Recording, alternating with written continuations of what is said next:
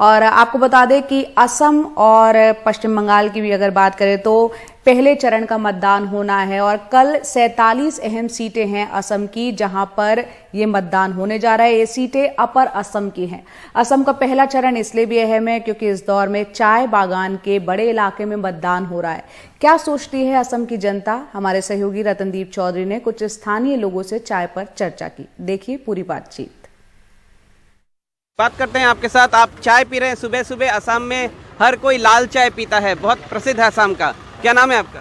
Arvind south. आज चाय कैसी बनी? चाय अच्छी बनी। अच्छी बनी है। हाँ। और इस बार चुनाव कैसा रहेगा? चुनाव में तो सरकार चलने वाला सरकार रहेगा। चलने वाला सरकार रहेगा। आपको क्यों लगता है चलने वाला सरकार रहेगा? ज़्यादातर लोग इसी सरकार को पसंद करता है। ज़्यादातर लोग इसी सरकार क्यों पसंद करते हैं? उसका काम काज, रास्ता घाट, दलों वाला, ये सब काम जो टेट में नौकरी दिया है उसमें कोई करप्शन नहीं किया है, बिना पैसा से नौकरी मिलता है।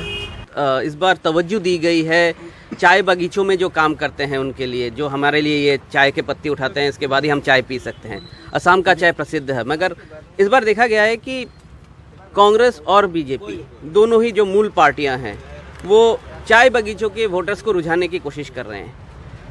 ऊपरी असम में जो हम असमी अस्मिता की बात करते हैं उसको लेके भी बीजेपी ने कैंपेन किया है कि हम जो असमीज आइडेंटिटी है उसको प्रोटेक्ट करेंगे। जो कैंपेन इन सब मुद्दों पे ज़्यादा रहा। आपको क्या लगता है कि जो आम आदमी के मुद्दे हैं वो छूट गए इन सब में? नहीं, मुझे नहीं लगता, मतलब बिल्कुल नहीं लगता कि इसमें कुछ छूट गया है।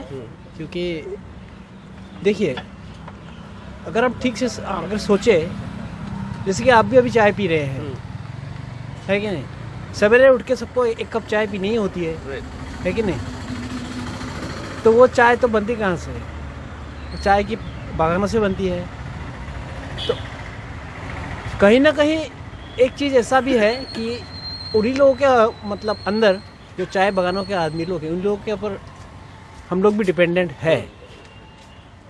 नहीं है बोल के ऐसा बात नहीं है, उन लोगों के ऊपर हम लोग भी डिपेंडेंट है।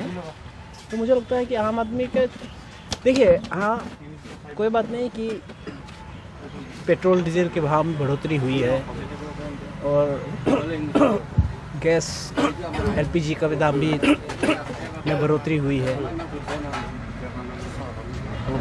खाने पीने की रोज़मर्रा की जितने भी सामान हैं वो मतलब उसमें भी बढ़ोतरी हुई है।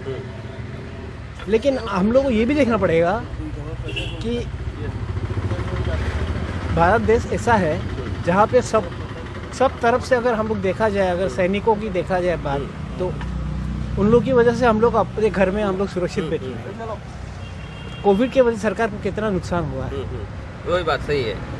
तो कहीं ना कहीं सरकार को भी तो, सरकार के पास अपना तो धन तो होता नहीं है, कहीं ना कहीं से तो मैनेज तो करना ही पड़ेगा सरकार को भी। तो इसलिए मुझे लगता है कि मतलब उसमें कोई मतलब बड़ी बात नहीं है।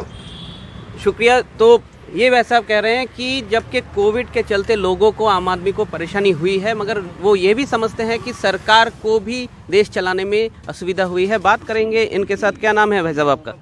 मैं पीकू दत्ता हूँ जी। पीकू जी, चाय की चस्की ले रहे हैं सुबह सुबह? जी बिल्कुल। हर रोज आते हैं? हाँ, सप्ताह में तो 3-4 बार तो आता ही हूँ। तो इस बार जो चुनाव हो रहे हैं असम में, पहले चरण का चुनाव है, जर्नलिस्ट लोग कहते हैं कि अपर असम का चुनाव मेक और ब्रेक इलेक्शन होता है। जो अपर असम जीतता है वो आगे जाके असम में सरकार बनाता है। इस बार कांग्रेस ने अपना एक गठजोड़ बनाया, महाजोट है, इसके साथ बीजेपी की अलायंस है, इसके साथ रीजनल पार्टीज़ हैं। ऊपरी असम के लोग, ऊपरी असम के जो मूल निवासी हैं, वो इसको किस तरह से देख रहे हैं? अपर असम में बेसिकली ज़्यादातर का आदमी लोग आपका middle class and lower middle class से बिलोंग करते हैं। तो यहाँ पे मेनली आपका वर्किंग क्लास पीपल जो है, यहाँ पे बहुत ज़्यादा इफेक्ट है उन लोग का।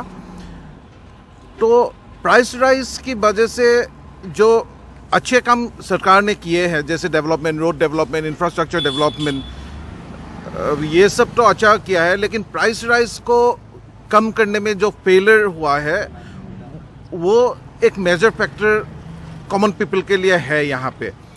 तो जैसे आपका चावल वो लोग सरकार फ्री दे रहा है, लेकिन दाल का प्राइस आपका 100 से ज़्यादा हो गया। मस्टर्ड आपका मीठा तेल का प्राइस बहुत ज़्यादा है। तो ये सब कॉमन पीपल को अफेक्ट किया है। सो थोड़ा बहुत तो इसका असर कॉमन पीपल को बहुत ज़्यादा पड़ा है। थोड़ा बहुत असर रहेगा।